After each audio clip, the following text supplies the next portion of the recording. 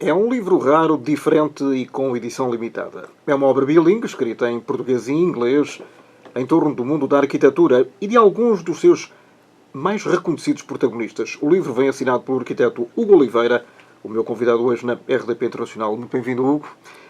O que é que podemos encontrar neste livro? Este livro que vem, olha, em madeira. É uma coisa especialíssima, porque não é um livro comum, efetivamente. Não, na verdade, relativamente aos conteúdos que estão presentes, parte deles vem já desde o... estão incluídos no meu blog e, portanto, tentei de alguma forma introduzir novos elementos, umas cartas que tinham sido trocadas por uns arquitetos, mas... Arquitetos que não são de todo desconhecidos, mesmo do grande público. Não. Estamos a falar de um César Vieira, do Eduardo Souto Moura, por exemplo, duas grandes referências da arquitetura internacional. contemporâneo. Contemporânea, exato.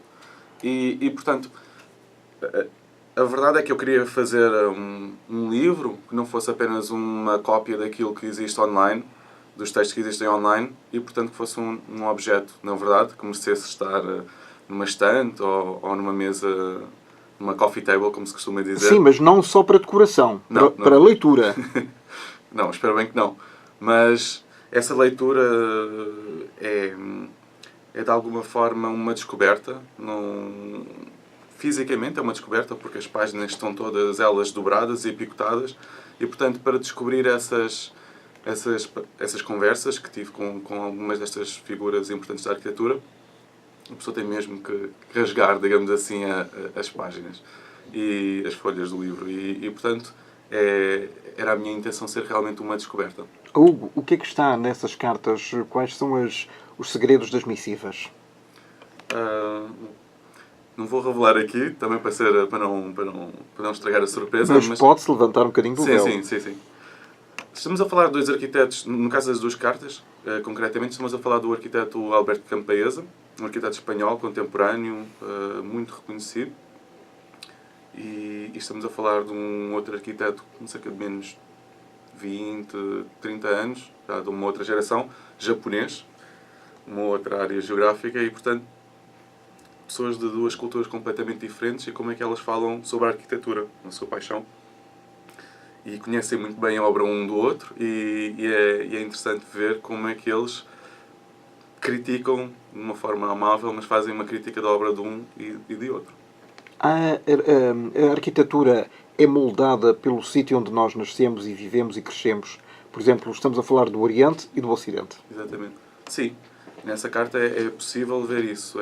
É possível compreender isso através das palavras, concretamente, do arquiteto japonês, do Sou Fujimoto, que, em resposta a algumas ideias colocadas pelo arquiteto espanhol, explica que a forma de ver a arquitetura, do seu ponto de vista, com essa condição de ser japonês e de ser de uma cultura oriental, como é que ele olha para as cidades, como é que ele olha para a arquitetura, é de uma maneira muito sensível, muito ligada aos sentidos. Nós, por vezes, não sei se é um fenómeno da forma de ver a realidade, ver, até a palavra é ver. Literalmente. Mas vemos a arquitetura e é só o estímulo visual. E a arquitetura é muito mais do que isso. É um estímulo até do olfato, é um estímulo da audição, todos os sentidos. Eu até diria que até o paladar pode influenciar a forma como uma pessoa vive um determinado espaço, porque é completamente, ou poderá ser completamente diferente a forma de estar num espaço, se esse espaço permitir a pessoa degustar alguma coisa ou beber alguma coisa ou não. Isso depende da sensibilidade de cada pessoa, de cada arquiteto? Eu acredito que sim. Há um arquiteto muito famoso, também é um Nobel, se bem que não há Nobel na arquitetura, mas há o Pritzker. É o mais aproximado, não é? É o mais importante galardão deste setor de atividade. E nós temos a felicidade de ter dois arquitetos da mesma cidade, já mencionados. Da cidade do Porto. Da cidade do Porto, que é o Álvaro César Vieira e o Eduardo Souto Moura, que receberam esse prémio, e eu imagino que nos próximos anos há aí uma série de arquitetos da nova geração também que poderão receber esse prémio. Mas o arquiteto que me estava a referir, Peter Zumthor, um arquiteto suíço, chega ao ponto de dizer que neste edifício poderá ou não haver um bar, e isso influencia. Chegar ao final de um museu e ter um bar, por exemplo, pode influenciar a experiência da pessoa de viver aquele museu. Ou seja, nada é feito por acaso. Acredito que não. Os arquitetos eu acho que são conhecidos por serem um bocado controladores e, portanto, tentam... De que forma? Há quem diga que a arquitetura é muito semelhante ao cinema, muito parecida com o quarto do cinema, porque no cinema também existe um percurso que o realizador permite que a pessoa que está... No fundo está a contar uma história. Está a contar uma história, exatamente. E é diferente subirmos 5 pisos de um edifício, um museu, por exemplo, e no final termos um bar, ou termos uma sala de estar com livros, ou não ter absolutamente nada, ou uma vista para a cidade. Essa experiência, eu acredito que é a própria relação. Se tiver um terraço, a relação que depois tem com a cidade é completamente diferente se o edifício for todo virado para si mesmo. E as pessoas percebem exatamente isso? Percebem a ideia com que isso foi construído? Ou acham que aquilo é tão natural que dão por adquirido que aquele espaço é aberto, é ótimo para ver o que está lá fora? Sabe que eu estou condicionado porque vejo, como diz um arquiteto espanhol, o Moneo, a arquitetura permite-me ver o mundo através dos olhos da arquitetura. Acredito que a minha opinião não poderá ser muito objetiva. Acho que depende muito da sensibilidade das pessoas, de pessoas mais sensíveis. Há pessoas que chegam a um edifício e conseguem sentir-se mesmo emocionadas. Isso acontece com edifícios principalmente religiosos, devido à sua escala, à sua grandeza. Mas depois também existem edifícios pequeníssimos que conseguem também apelar às nossas emoções e à nossa sensibilidade. Depende muito de quem experiencia o edifício. Nós, há bocadinho falámos de um arquiteto japonês. Nós temos ideia, eu nunca estive no Japão, mas por aquilo que eu tenho lido e tenho visto, dá a ideia que, por exemplo, em Tóquio, há muitas casas super pequeninas, são habitualmente muito pequeninas. Aquilo é próprio de uma arquitetura japonesa ou é mesmo por falta de espaço? Não, creio que a minha resposta nunca poderá ser boa porque nunca estive no Japão e só conheço através daquilo que leio e que alguns amigos meus que visitaram o Japão e concretamente Tóquio me contam. A forma realmente deles perceberem o espaço é diferente, muito mais minimalista e as pessoas... O espaço que existe entre a rua e o interior da própria casa parece-me a mim que é um pouco menos rígido. É uma espécie de prolongamento da rua, possivelmente, ainda que eu acredito também que os espaços privados sejam tão privados quanto os nossos. Agora são objetivamente, creio que são diferentes. E a forma de viver a cidade, a relação entre cidade e, por exemplo, a residência, acho que é diferente. Aliás, há muitos filmes, embora sejam filmes de época, onde há determinadas habitações que nem sequer portas têm. Exatamente. E portanto, é muito curioso, mas acho que só quem visita mesmo esses sítios consegue realmente ter essa sensibilidade. Sei que o facto das casas serem muito pequenas, concretamente em Tóquio, tem obviamente a ver com a forma como expandiu a cidade e as limitações geográficas que tem. Mas creio que também... Provavelmente já a seguir à Segunda Guerra Mundial. Provavelmente, muito provavelmente, sim. Mas de facto não... Gostaria muito de visitar a cidade de Tóquio concretamente, mas não tenho... Ainda não aconteceu. Ainda não. Mas já visitaste, foi os Estados Unidos, de onde, aliás, és natural, Sim. por uma situação familiar. Nasceste onde? Eu nasci num condado de Arlington, que é conhecido por ser o condado onde está o Pentágono, o edifício do Pentágono, muito próximo da capital. Washington? Washington, D.C. Sim, D.C. District of Columbia, não é? Correto. E portanto nasci lá, mas vim para Portugal, de onde a minha família é natural. E aqui fiquei até, por um período muito curto, regressei aos Estados Unidos, passados 20 anos, para uma bolsa de investigação e portanto foi curioso, passados 20 anos já adulto, ver, lá está, ver, sentir, perceber a diferença entre as culturas, ver as cidades já com a visão formatada pela minha formação e portanto foi curioso, sim. Cada cidade tem uma assinatura própria, por exemplo, mesmo que alguém nunca tenha estado em Nova Iorque, vê uma fotografia, vê uma imagem e percebe que estamos a falar da Big Apple. Portanto, ou Lisboa, também a cidade das Sete Colinas. Exatamente. Temos que cada cidade tem uma assinatura própria. Eu creio que sim, sabe que uma das minhas entrevistas, e não as consegui colocar todas nesta primeira caixa, foi um arquiteto que, por infelicidade, ficou cego. E é curioso que nessa entrevista falámos sobre várias coisas, como é que ele sente o edifício, como é que ele sente os edifícios no geral e as cidades. E é curioso que ele indicava-me que é completamente diferente visitar uma cidade como Nova Iorque ou uma cidade como Lisboa ou uma cidade como Buenos Aires. Concretamente em relação a Nova Iorque, ele diz que é uma cidade fantástica para quem realmente é cega. Muito organizada. É expectável que... Temos exatamente a sensação contrária. Que aquilo é uma Babilónia muito grande e, eventualmente, a cidade que nunca dorme, não é? São 24 sobre 24 horas, mas estamos enganados. Parece que é uma espécie de um caos controlado, não é? E portanto, é interessante ver como é que... Ou seja, respondendo à pergunta do Germano, obviamente que cada cidade tem a sua característica e ele falava relativamente a Buenos Aires como, de facto, é uma cidade que tem uma brisa, um cheiro, um perfume. Ele falou no estímulo do olfacto que é singular. E, portanto, claro que cada cidade tem a sua assinatura e lá está, depende muito depois de quem é quem experiencia essa Em cidade. Lisboa, os turistas, de uma forma geral, quando são questionados sobre essa matéria, aliás, até um próprio cineasta suíço, Alain Taner, que fez um filme em Lisboa chamado A Cidade Branca, falam invariavelmente da luz. Da luz, exato. Nós quando estamos, eu adoro, há duas cidades que eu adoro em Portugal e por acaso são as maiores cidades do ponto de vista populacional, que é o Porto e é Lisboa. E de facto, quando se fala de Lisboa, mesmo pessoas do Porto falam sempre na questão da luz. E isso acontece, pelo menos foi assim que eu fui ensinado. Ainda vou tentar perceber cientificamente quase se isso é verdade. Se está provado ou não. Sim, mas tem muito a ver com a superfície muito, muito vasta do próprio Rio Tejo e da reflexão que existe. Isso, portanto, faz o facto de nós termos um rio em Lisboa, o Rio Tejo e o Rio Douro no Porto, moldam as cidades também. Moldam. Eu visitei já tinha visitado em criança a cidade de Aveiro e visitei no ano passado de novo.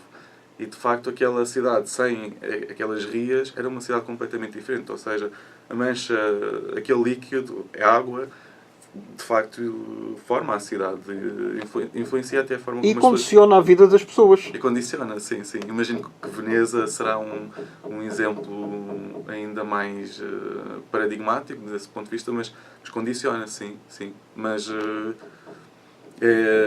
em Lisboa eu creio que essa vastidão, não é, do rio, que chega a ter imensos quilómetros de largura, o rio até era conhecido como o Mar da Palha, tão vasto que era e portanto há muita gente que não sabe a origem desse nome.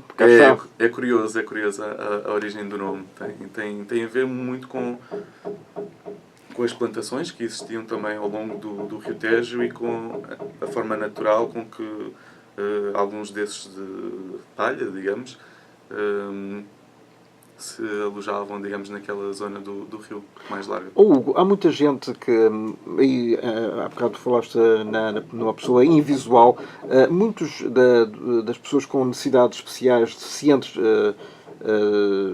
físicos, motores, etc., dizem que a maior parte dos edifícios portugueses, ou em Lisboa concretamente, incluindo hospitais, estão mal construídos porque nunca prevêem que uma maca possa ser transportada num espaço demasiado largo entre as escadas ou no próprio elevador e não há sequer rampas de acesso, embora a legislação preveja isso, que está de facto, ou por lei, são obrigados a ter rampas de acesso. Os arquitetos têm isso em mente, têm essa preocupação ou é alguma coisa que lhes passa ao lado? Eu creio que cada vez mais tem essa atenção. Mas não tinham. Não. E de facto é uma infelicidade que tenha que haver uma legislação para esse tipo de situações. A legislação penso que deve existir para, de alguma forma, formatar as necessidades, sabermos que realmente necessitamos de um determinado espaço para um determinado uso, mas de facto, eu creio que nas escolas isso está a ser feito, essa consciencialização de temos que ter determinado espaço para determinadas pessoas e não pensar apenas que estamos a servir, fazemos uma média de alturas e estamos a servir aquela pessoa, não é? Se servimos a pessoa que necessita mais, estamos a servir todos os outros que têm a felicidade de não ter qualquer tipo de condição física. E, portanto, eu penso que isso está a acontecer, se calhar num sítios mais do que outros, noutros países mais do que outros, mas penso que isso é uma coisa que vai demorar a fazer. A arquitetura ainda é uma coisa que demora a fazer. Alguns edifícios realmente poderão não ser adaptados corretamente, mas eu penso que do ponto de vista, pelo menos, da formação da arquitetura, isso... Mas isso entre engenheiros e doutores e arquitetos, neste caso, não deveriam ser suficientemente atentos a esse tipo de situações? Eu penso que sim. E penso que estão atentos. Temos que responder também do ponto de vista da legislação. E, portanto, acho que isso está a ser Porque feito. aqui há uns anos era comum, até as pessoas que queriam entrar em cadeira de rodas tinham sérias dificuldades de acesso. Sim. E acredito que em alguns sítios isso ainda acontece. Mas eu tenho a esperança de que as coisas vão modificar aos poucos. Mas ainda não será para breve. Não consigo dizer exatamente. Vamos realmente acreditar que seja assim. Há duas situações em dois prédios gigantescos onde recentemente aconteceram incêndios muito graves. Naturalmente o de Londres, agora no passado mês de junho, e antes no Dubai, portanto numa das torres mais altas do mundo. Concordas ou não que haja prédios cada vez mais grandes, mais elevados, com 50, 60, 70, 200 andares, quase a furar as nuvens? Isso é bom ou é mau?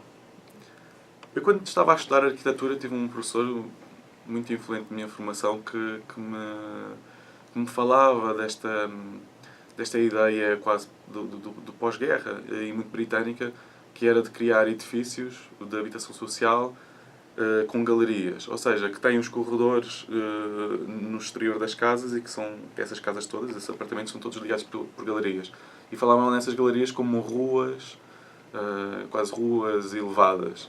E de facto, ainda que a intenção fosse boa, e experimentaram fazer isso, a verdade é que as pessoas necessitam realmente estar no solo.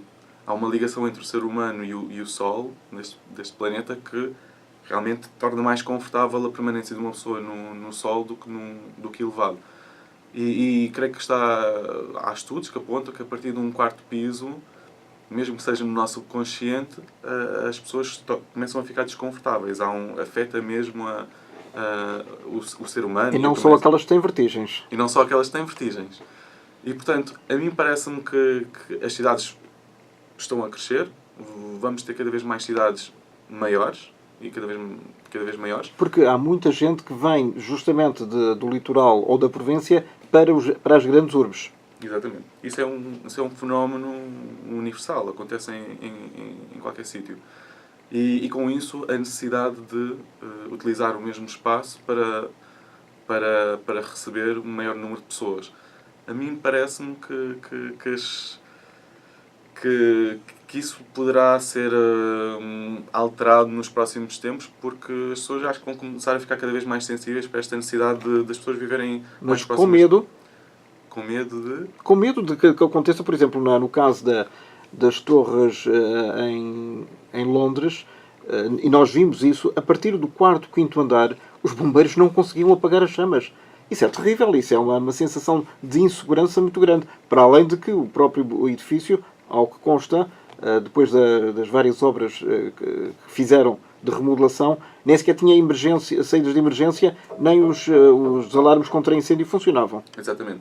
Portanto, aí também já havia um problema, ou seja, o problema não tem propriamente a ver com a dimensão da própria torre, mas também dos dispositivos de emergência, daquilo que li também com a qualidade dos revestimentos utilizados para a renovação do edifício. Mas a mim parece-me que quando se está a construir em altura, todos os cuidados são poucos. A legislação tem que ser seguida de forma muito correta, portanto, não poderá haver esse tipo de pergunta. Agora, acredito que as pessoas estão cada vez mais conscientes também para isso. Ver esta situação na televisão, acredito que coloca algumas imagens nas pessoas que vivem precisamente em edifícios E muito quais são altos. as opções que elas têm? É uma boa questão. No caso destas pessoas, realmente, já são pessoas, diria eu, algumas, ou grande parte, vão para as cidades em busca de uma vida melhor, provavelmente com poucos recursos, e não poderão... Não se podem dar ao luxo de ir para uma habitação unifamiliar, um piso, 1 ou 2 pisos, porque lá está, o valor económico desses espaços são superiores. E não há dinheiro para pagar essas rendas. E não há dinheiro para pagar essas rendas. Portanto, a mim parece-me que a alternativa é realmente, do ponto de vista da legislação, ser cada vez mais apertado para que este tipo de situações não se possam ocorrer. Mas isso parece uma caixinha de fósforos, todas lá engafetadas. É. E mesmo como arquiteto, falando no meu caso, é uma consciencialização que também só tive recentemente. Ou seja, esta ideia de que realmente estamos em caixas de fósforo, como disseste. E, portanto, é bom que essa caixa de fósforo esteja apenas do ponto de vista simbólico e não literal. Na tua opinião, qual era o limite máximo dos andares para um hotel ou para um prédio de habitação? Qual é que deveria ser? Eu penso, lá está, eu não investiguei aquela ideia de que realmente acima dos 4 pisos já começa a ser desconfortável para o ser humano, mas idealmente acima dos 4 pisos não deveria existir, tanto do ponto de vista da pessoa que é mais sensível a alturas, ou mesmo do ponto de vista da acessibilidade e dos custos que existem em fazer com que todos os pisos sejam acessíveis por pessoas das mais variadas background. Condições económicas e sociais. Já agora, por falar em habitação social, porquê é que, invariavelmente, um bairro de habitação social tem que ser feio? Essa é uma boa questão. No livro há uma entrevista que fiz a um arquiteto britânico, que é o Jonathan Sirison, e ele, juntamente com o seu colega, com o seu sócio, ele disse-me que realmente tinha imenso, e continua a ter imenso trabalho, especificamente na área da habitação social. E realmente entre a comunidade de arquitetos, há uma pergunta que quem conhece o trabalho, este arquiteto em particular, que faz, que é por que razão é que... Não é por que razão, mas porque é que os edifícios realmente são feios? São hostis. São hostis. E concretamente os edifícios desta dupla de arquitetos. E há um outro editor, ele conta isto na entrevista, há um outro editor de uma revista de arquitetura que faz precisamente essa pergunta: porque é que acham que este edifício é feio? Portanto, E qual é a resposta? Não sei, recorrendo a Platão, não é? Que diz que a beleza está nos olhos de quem vê. Não sei, eu creio que é muito subjetivo. É uma opinião muito antiga já. Mas eu creio que, concretamente, em relação aos edifícios de habitação social, eu acho que mais do que a questão estética, que é importante também, eu acho que se realmente for um edifício que funcione, e essa é uma das questões que muitas das vezes é colocada, para além da questão da beleza, da estética, é a questão da funcionalidade do edifício. E muitas vezes isso também não é respondido da melhor maneira. Não sei se é porque existem, com certeza será por isso, existem muitas limitações do ponto de vista orçamental para a produção desses edifícios de habitação coletiva. Para as rendas serem mais baixas. Sim. E, portanto, o arquiteto, quando faz um edifício de habitação social, está logo aí condicionado com um número e tem que responder àquele número e àquele valor por metro quadrado de construção. Mas mesmo dentro dessas condicionantes, desses condicionalismos económicos e financeiros, não deveria haver um bocadinho mais de beleza? Eu estou a falar, não estou a falar de funcionalidade, mas um bocadinho mais de estética em cada bairro. Por exemplo, estamos a falar de bairros sociais que nós vemos dentro de Lisboa e à volta de Lisboa e são desagradáveis. Sim. Para quem vive lá dentro e para quem não vive, para quem passa só por ao lado, não é? Sabe que os arquitetos, apesar de isto, com todas as exceções que possa acontecer, mas mesmo trabalhando com a estética, nós temos muita dificuldade em falar de estética. É uma coisa muito subjetiva? Obviamente, é muito subjetivo e eu acho que, eu dizia isto no outro dia numa entrevista, eu penso que não conseguimos, é muito comum utilizarmos a frase interessante, estamos a fazer um projeto, por exemplo, enquanto aluno, nunca dizemos que algo é belo, dizemos que algo poderá ser interessante porque Mas remete... eu acho que, ou se me permites a minha opinião, acho que é a pior coisa que se pode dizer de alguma coisa. Então gostaste daquele filme? É interessante. É. Não é carne nem é peixe. Não, e não apela à emoção, não é? E de facto acho que devia de existir. Eu, se voltasse atrás no meu curso, eu ia utilizar mais a palavra belo, mesmo que fosse feio o que eu estivesse a fazer. Mas acho que é importante fazer isso. E se calhar poderá, lá está, tem a ver com a sensibilidade de cada professor. Nós imitamos, mesmo tendo 18 anos e iniciando um curso de superior, digamos, nós acabamos por imitar o que os professores, o que as pessoas que nós respeitamos dizem e fazem. Muitas vezes fazemos um projeto para aquele professor. Não estamos a lidar com pessoas, e acho que isso devia de acontecer. Nas escolas devia de acontecer algo como o aluno escolher mesmo o cliente e entrevistar as pessoas. Acho que essa parte é um bocado descuidada. É uma coisa que está a falhar? Eu penso que sim, porque acabamos por fazer um projeto para um colega. Depois acontece aquilo que também acontecia, que não sei se ainda hoje acontece, na área das artes plásticas, que é os artistas fazem arte para outros artistas. Isso é chamado arte por encomenda. É arte por encomenda. E os arquitetos... Eu acho que é a coisa pior que há porque a criatividade está dirigida para um determinado fim e não para uma espontaneidade que deveria ser a base de qualquer artista. E a linguagem é condicionada, ou seja, nós falamos sobre algo que é público, a arte ou a arquitetura, com uma linguagem muito própria que depois as pessoas que realmente usam ou a arte ou a arquitetura não conhecem. E então parece assim uma linguagem assim um bocado fechada. E portanto eu acho que o que deve acontecer é precisamente nas escolas os alunos começarem a fazer projetos tendo em vista uma família ou uma instituição concreta, saber quais são as necessidades daquelas pessoas e não fazer um projeto que responde a uma folha A4 descrita por um professor. Então estás-me a dizer, e corrijo-me se eu estiver errado, que neste momento os alunos que estão a cursar arquitetura estão dentro de uma campânula e não estão virados para a realidade. Eu acho que isso acontece com qualquer curso. Com qualquer curso, não quero ser Tão generalista. Mas acho que isso pode acontecer. Isso até é algo que é abordado na entrevista com o arquiteto Álvaro Cisa Vieira, que é, quando falávamos sobre o que é ser um bom aluno, realmente existe... Não um bom professor. Não um bom professor. Mas um bom aluno, quer dizer, pode ser um bom aluno e depois, quando sai da faculdade e defronta a realidade, ser um péssimo profissional. E o contrário também acontece. E, portanto, eu acho que... Não há meio termo? Acredito que sim. Claro. Existem essas coisas todas.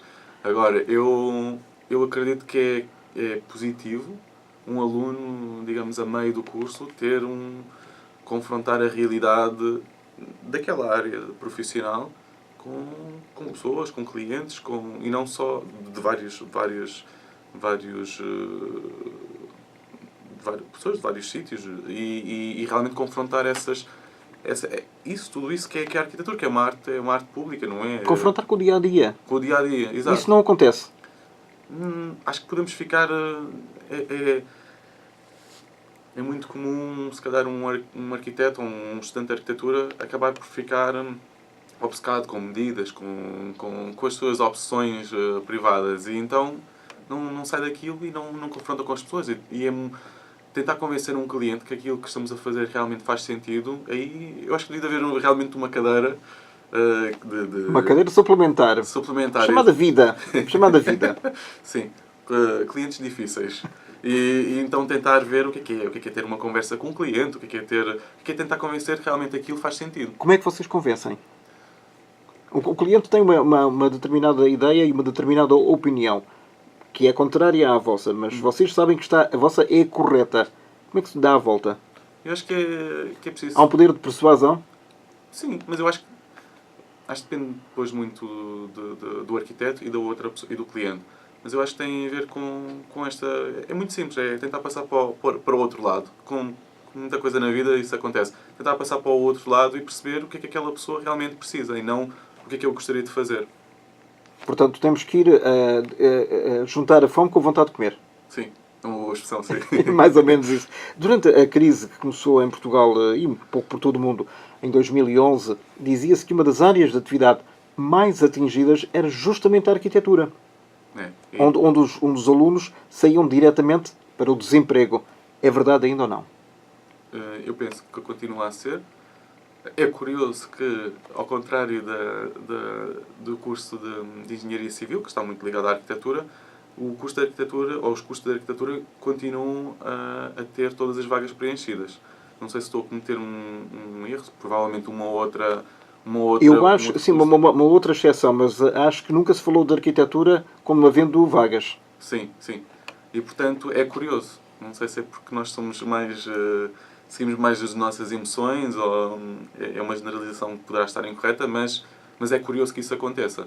E, portanto, o que se passa também é isso que estavas a dizer. Há muitos arquitetos que são, basicamente, ou são formados para o desemprego ou são formados para ir para o estrangeiro. Já têm em mente essa vontade, onde realmente a qualidade do arquiteto e dos alunos de arquitetura portugueses são a qualidade é muito reconhecida. E, portanto, os cérebros continuam a fugir do país. Sim, sim. Na minha área de formação acontece e imagino que também aconteça com outras. Aliás, há uma notícia que é muito recente que diz que, apesar de se registrar em Portugal alguma recuperação económica com um pequenino elevado, mais elevado poder de compra das pessoas, a imigração não diminuiu. E eu creio que na imigração estarão também muitos formados É, ou recém-licenciados. é. Eu creio que há 2, 3 anos atrás um artigo que dizia que na arquitetura eu penso que era até meio do ano, umas largas centenas de arquitetos tinham imigrado para outros países. Inglaterra é um... A Grã-Bretanha continua a ser o destino preferencial. Sim, sim, sim. E portanto aí tem se calhar um poder económico diferente. Não sei como é que o que é que vai acontecer agora com o Brexit, mas realmente há muitos arquitetos italianos são muito reconhecidos, concretamente nos Estados Unidos, em países anglo-saxónicos, portanto. E não é lamentável que em Portugal isso não aconteça. E quem diz arquitetura diz outras áreas de atividade, outra área de formação. Sim, é lamentável, mas eu penso que a arquitetura e a sua qualidade começa a ser reconhecida mesmo pelas pessoas que não se interessam por arquitetura. E portanto eu acho que não é uma questão de não serem reconhecidos no seu próprio país. Eu penso é que não há oportunidade para... Há um certo limite de edifícios que poderá ser construído portanto, não podemos ter 100 arquitetos a construir uma casa e colocando assim numa imagem assim mais simplista. Tu tens deixado a tua assinatura em obras em Portugal? Em Portugal, coisas muito pontuais. Mas em Portugal não. Quando fiz o estágio em Londres, realmente sim. Durante o meu estágio trabalhei em diversos projetos, alguns na Grã-Bretanha, outros no Dubai. Mas aonde? A fazer o quê? Casas, edifícios? Sim. Principalmente edifícios. Depois há uma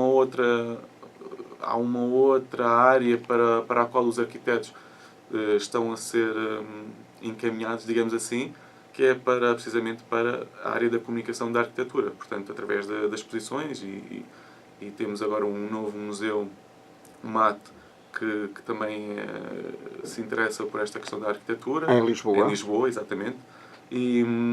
Mas vemos isso com outros museus que não só exibem arte, como exibem também arte relacionada com a arquitetura, seja através da fotografia ou através de instalações temporárias.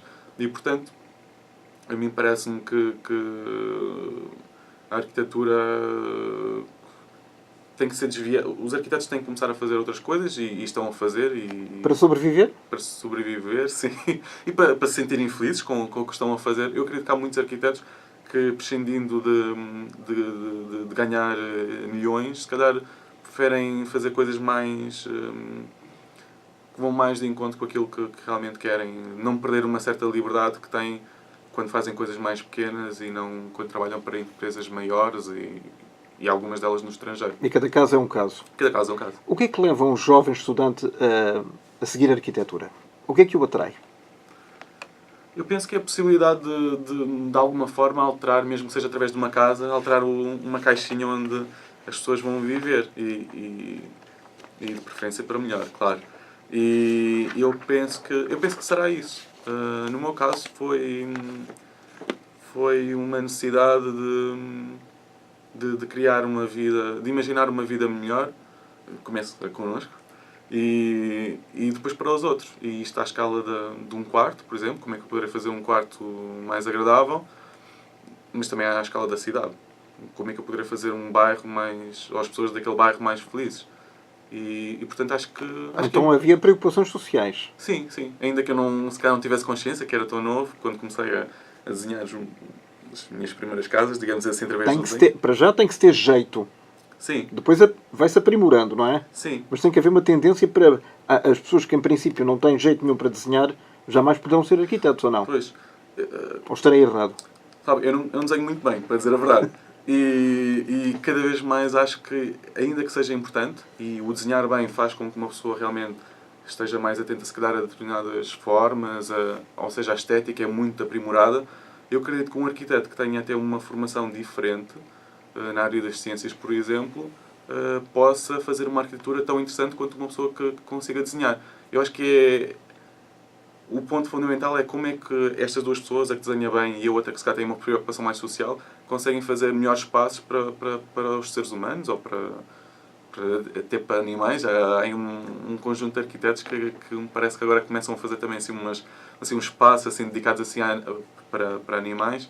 E, portanto, a mim parece-me que é esta vontade de tentar melhorar um pouco a realidade. E isso pode vir de uma pessoa que desenha muito bem, ou pode vir de uma outra pessoa de uma outra área. Eu, quando estive em Colômbia, o meu orientador, digamos, tinha sido melhor aluno de arquitetura creio que mesmo na Universidade de Colômbia, e ele tinha vindo o seu passado, tinha tido uma licenciatura em literatura inglesa, e tocava violoncelo numa escola de música. Portanto, vinha o seu passado era muito, muito, muito diverso, e isso acho que nos Estados Unidos, mais do que aqui em Portugal, isso acontece. Ou seja, aqui provavelmente conseguimos formatar mais os alunos, vêm de um determinado passado, área de artes, e depois seguem um percurso mais ou menos previsível. E nos Estados Unidos, quando regressei 20 anos depois de ter saído dos Estados Unidos, deparei-me com uma realidade muito mais... onde qualquer pessoa com um passado diferente poderá fazer uma formação, também ela, obviamente, diferente. Mas há aqui algum preconceito em termos académicos em Portugal? Não sei se tem a ver com uma certa forma clássica de olhar para a formação. Mas há uma evolução natural. Acredito que sim, sim, sim. E mesmo, falando no meu caso pessoal, eu tive colegas que vieram das áreas das ciências e hoje em dia são excelentes arquitetos. Com uma sensibilidade mais virada, se calhar, para a área da natureza, para a biologia, mas com um trabalho bastante interessante. Geralmente, o arquiteto ou o jovem aluno que vai para a arquitetura é porque o pai ou o tio ou alguém da família também é arquiteto e quase que é obrigado, entre aspas, a seguir essa vocação. Outros não. Nesse caso, para além dessa preocupação social, o que é que levou a seguir a arquitetura? Eu acho que foi basicamente isso. Para ser honesto, tendo feito uma reflexão ao longo destes anos, acho que foi basicamente isso. Olhando para trás no passado... Para trás, sim, sim. Eu tive uma formação no secundário em que eu tinha também disciplinas mesmo de Sociologia e portanto, isso condicionou muito. O perceber e também o facto de ter realmente feito o curso onde fiz, no ISCTE, que é um instituto com várias formações à volta das áreas da Sociologia. E, portanto, tínhamos cadeiras com pessoas de outros departamentos, de Antropologia, de Sociologia, e, portanto, isso fez com que eu olhasse para a realidade de uma forma mais vasta. Foi sempre essa a minha intenção e por isso é que eu também penso que é importante os arquitetos escutarem ainda mais os clientes, porque eles têm também um passado muito, muito diferente do nosso e têm coisas a introduzir, mesmo no projeto. Não basta dizer que era uma casa com 3 quartos. Ou um quarto. Ou um quarto. portanto, eu acho que é muito importante os arquitetos... Isso eu penso que existe dentro de cada um dos arquitetos, esta necessidade de conhecer qualquer coisa. Se vou fazer um hospital, se vou criar um projeto para um hospital, realmente esse projeto... eu tenho que absorver o máximo de conteúdo. Acho que é isto. Se pudesse reduzir o que é um arquiteto, para mim, é eu absorver o máximo de informação de várias áreas e depois refletir isso em desenho, em traços. Em projetos. Em projetos. Em projetos em Portugal ou no estrangeiro. Ou no estrangeiro. Quais são os próximos, Hugo? Bom, esta área da edição é para mim uma área que me fascina imenso, e da curadoria. E, portanto, o criar esta caixa para mim foi realmente um desafio. E voltamos ao princípio. E, portanto, estou cada Podia vez... dizer que o princípio era o verbo, neste caso o princípio era a caixa. Sim. E, de facto, interessa-me... O David Adjaye, que foi o arquiteto para quem estagiei em Londres, ele tem uma frase muito, muito bonita no livro que diz: eu interesso-me cada vez mais por duas coisas. Uma, claro, criar arquitetura do ponto de vista da construção, mas cada vez mais falar da arquitetura através de outros objetos e concretamente do livro. E eu penso que não deixa de ser arquitetura o criar um diálogo com das mais variadas formas, seja através de uma exposição, através de um documentário, através de um livro. E, portanto, cada vez mais estou interessado nesta forma de comunicar a arquitetura para arquitetos e não arquitetos. E vocês têm ou não uma formação profissional, olhando para um determinado edifício, não olham como uma pessoa normal, mas olham logo com um olho clínico? Eu penso que sim. Eu tive a felicidade de viver num apartamento desenhado por uma das pessoas que está aqui no livro, presentes no livro, que é o Eduardo Souto Moura, e eu todos os dias tinha que olhar para qualquer coisa, para um pormenor, e cheguei mesmo a utilizar numa outra situação. E, portanto, olhamos de uma forma diferente, obviamente. Mas, lá está, para mim, interessa-me cada vez mais a forma como os outros veem a arquitetura, porque a partir daí poderei influenciar a forma como também faço a arquitetura. Uma última questão. Para os alunos, para os arquitetos, para os colegas, para o público em geral, eu disse logo no início desta emissão que era uma edição limitada, mas não pode ser adquirida aonde? Neste momento, a partir da próxima semana, poderá ser adquirido... Portanto, estamos a falar em julho, até ao final deste mês de julho. Os últimos exemplares que existem, porque houve várias reservas, os últimos exemplares poderão ser comprados através do site da minha loja, que é Hugo Pip Box. Que é o nome do blog? Que é o nome do blog, .shop. E, portanto, os últimos exemplares... E que se chama o livro? Já agora? O livro chama-se Interviews and Letters, Volume 1. Portanto... Mas isso em inglês? Em português? Em português será Entrevistas e Cartas, Volume 1. E, portanto, já está a ser pensado uma segunda caixa. Um segundo volume? Um segundo volume. E portanto, mas os últimos exemplares poderão ser comprados através da loja, e estou em negociação para que seja feita uma segunda edição e dessa forma estarem... Revista e aumentada? Peço desculpa? Revista e aumentada? Não, exatamente igual, só que agora presente nas livrarias. Porque eu penso que existe uma serendipidade que existe quando uma pessoa vai a uma livraria ou vai a uma biblioteca, que é diferente da serendipidade que existe quando uma pessoa está online e encontra alguma coisa. E, portanto, eu quero mesmo que este objeto seja... Uma coisa física. Uma coisa física. É muito importante do meu ponto... Por isso é que eu acho que o livro não vai morrer. O que eu penso que vai acontecer é que os livros vão ter que... Muitas vezes estão nas livrarias durante 3 meses, ou vendem ou não vendem. E eu acho que o que acontece é os livros têm que começar a ter uma qualidade superior. Tem que fazer a diferença. E este livro jamais podia ser eletrónico? Não, ainda que alguns dos conteúdos realmente, como eu disse no início, estejam online, mas a forma como foram colocados nestas páginas nunca poderia ser online. A arquitetura é visível e é real e não é propriamente digital. Exato. Nem é de computador. A arquitetura nunca é digital, ainda que hoje em dia, e continua a acontecer hoje em dia, e principalmente desde o momento em que foi criada a fotografia, grande parte dos edifícios que as pessoas têm a experiência de ver realmente pela primeira vez não são visitados. Possivelmente são, pelo menos por parte dos arquitetos, a arquitetura feita por arquitetos, a primeira impressão é pela fotografia e muitas vezes digital. Portanto, é curioso como, ainda que a arquitetura provavelmente nunca tinha sido tão falada e tão disseminada, a forma como as pessoas têm acesso a essa arquitetura é de uma maneira muito bidimensional, digamos assim. E falta tudo isso que falámos no início.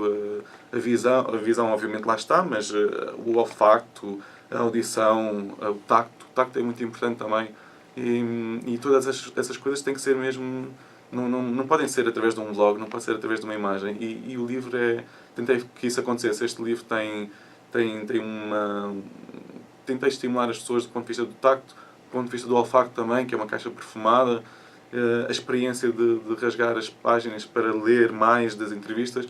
E, portanto, este livro dificilmente poderia ser algo digital. Segundo volume para quando? Eu imagino, depende muito agora dos conteúdos que eu vou agora recolher, porque vou recolher conteúdos especificamente para esta caixa, ao contrário do que aconteceu com esta primeira. Mas a segunda caixa vai ter conteúdos exclusivos, que todos eles não estarão neste momento e não vão estar no meu blog. E, portanto, depende muito, mas eu creio que no espaço de um ano já terei o segundo volume. Então, se tudo correr bem, estás automaticamente convidado para voltares e para falares da segunda caixa das entrevistas com mais famosos arquitetos de Portugal e não só. Muito obrigado, Hugo Oliveira. Até à próxima. Obrigado, Germano. E parabéns por este trabalho. Muito obrigado.